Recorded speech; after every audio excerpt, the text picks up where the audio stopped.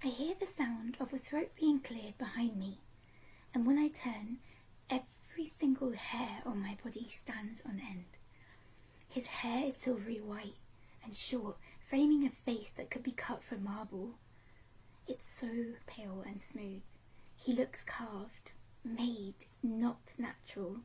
But the worst thing is his eyes. Golden, amber and unblinking as they take me in. The skin around them is smeared with something black, coal dust or tar, and the gold burns out from it. Those eyes don't belong in a human face. They belong in the pages of a book, in the face of the sleeping prince. I freeze, terror rooting me to the spot. Vivid, icy fear paralyzes me even as my mind screams at me to run. Hi, my name is Lou. I have a phenomenal teen fantasy book to recommend to you today. It's titled The Sleeping Prince by Melinda Salisbury, and it's book 2 of The Sin Eater's Daughter. You may be wondering why I chose to read the second book instead of the first. I'm not running in chronological order. I am going to be very honest. The book blurb at the back completely drew me in, and I was very, very enticed to become lost in the turning pages of this rich fairy tale rewriting, this tapestry of colour, of menace, deceit and tension. And let me explain to you why. I'll read these words and see if they have such a striking impact on you as they did to me. Some fairy stories should never come true. Errin knows the old story well, the sleeping prince who rises from his slumber every 100 years to wreak horror and bloodshed. She just never imagined he was real. As this terrifying enemy rises and a war begins, Errin is forced to flee. With no one to turn to, her only hope is the mysterious Silas, a man whose face she has never seen. This is a rich, descriptive book that I managed to finish in a single day, and I think that is enough to emphasise how talented Melinda is as a writer. In my hand, we are immersed in bloodshed and the tension as guards are met with the approaching sleeping prince in the city of Lomer, and he is striking, he is captivating, very, very handsome, and you can see that he is replaying in his own mind that his father, the king, told him, if you are to be a strong leader, you need to either invoke respect from your people or to govern by fear. And you can see him calculating how he wants to be a good king. However, in front of him by mere steps are golems. These are faceless and stinking, wrenching, blood-curdling, terrifying creatures, huge monstrosities of stone, and the author is not shy about being descriptive about how they take down the soldiers that are protecting the gates and entrances into the castle, into the centre of the kingdom beforehand. And this is why we have RT plus black sticker, because this book is showing you such graphic scenes and you are a key witness in the first person to everything that's happening. So that's just a heads up. But you're unsure, you feel sorry for this prince because he rises every 100 years and you're like, poor guy, he's cursed, what's happened to him? But then you see that the bloodshed and the tales that are told to little girls about, don't go into the woods or behave and, go to bed early and be good, otherwise the sleeping prince will eat your heart, and his son, the night will lure you into the woods to the sleeping prince's lair, and you'll never survive, you'll never be seen again. And suddenly you're like, okay, this guy is absolutely terrifying. And I wanted to know more. I was curious if there was more depth to this character. What is his story? Is there a chance for him to have any form of salvation? And how is he connected to our heroine and key, strong female lead, a brave young woman called Errin? So my heart goes out to Errin because she's left in an impossible situation. A family tragedy still hangs over her daily life. Her father is fatally wounded and dies at a very ripe age, and to protect his family, her brother Lief moves them out of the village where she was thriving as an apothecary apprentice, and where they were happy, they had their own farm. You get the feeling of safety and that the future could be anything that they envisioned, and it would materialise into something beautiful. That's all torn from her, and she's in this now town where all the dregs and villains and people with something very sinister to hide all live, and that's Alnwick.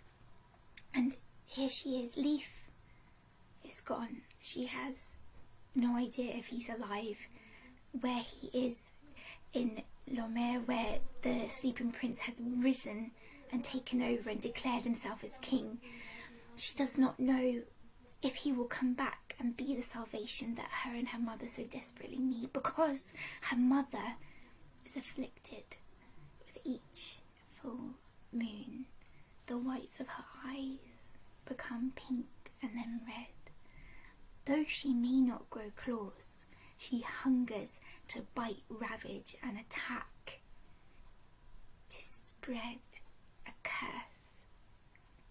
You may be picking up on the one I'm describing, but Errin once was very close to having her mother's teeth sink into her flesh, and she managed to tug it away, crying with fear that this is someone who is meant to protect, and she has no control over her mother now once the beast is at its height inside her. Thankfully she escapes, only because the boot she was wearing was so thick her mother couldn't penetrate the skin with that bite.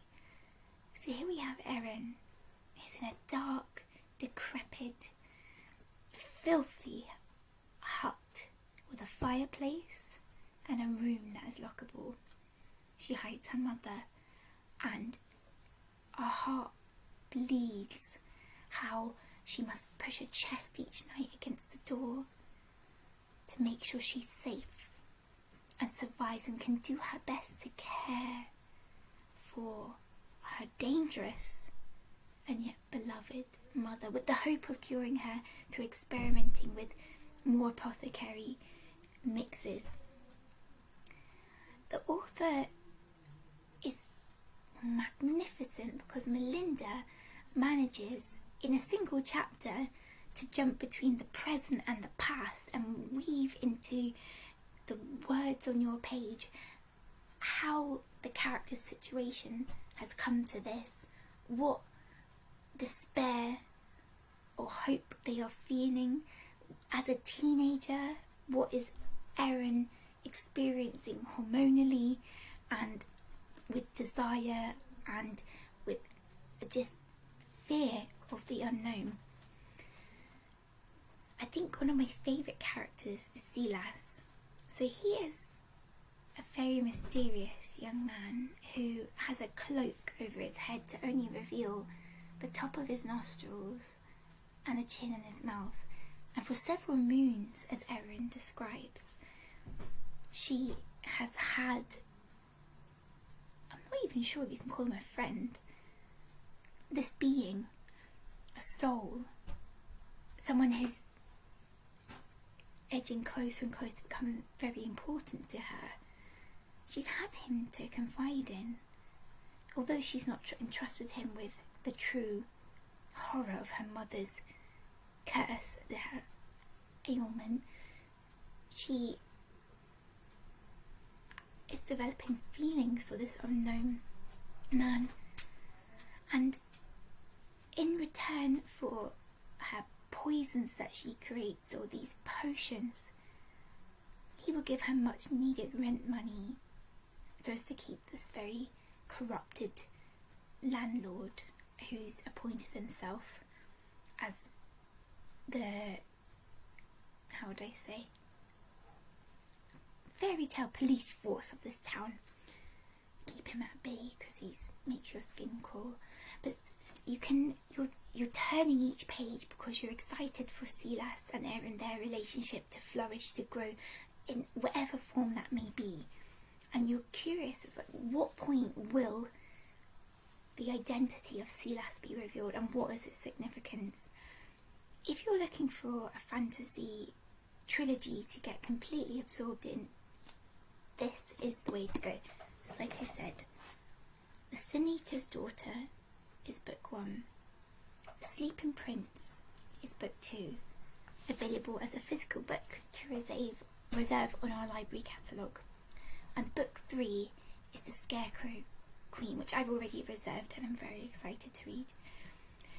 The author is very talented, and it's not often you come across this ability, because she's actually managed to write a book that in theory should be read in order, but is so strong that this book stands alone. And I'm not even certain that I would need to read book 1, because there's so much detail and depth to each character and rich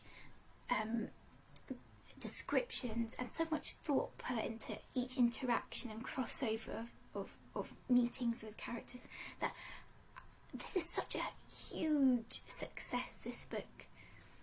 And I'm just thinking, in truth, might just go on to book 3. The author lives in East Sussex. Melinda has won the 2 Carnegie Awards, and she was shortlisted for the Waterstones Young Adult debut novel 2015 for The Sin Eater's Daughter, and it's hugely successful. But I personally am very happy that I read this book first.